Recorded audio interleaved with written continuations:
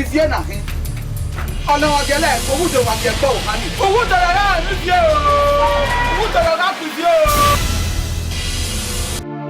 ọyọ náà sọ òun lọ́rọ̀ ni ẹ̀rọ àwọn pé wíìlì yóò tọ̀.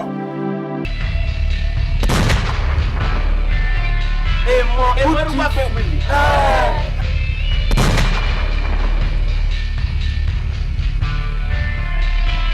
Uncle your sister for me. What are you saying?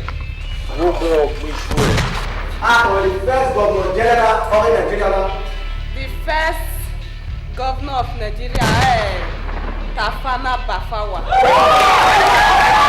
Maintenant, quand je vais so one up here, www.oromila.com. Is where we play. I'm up here.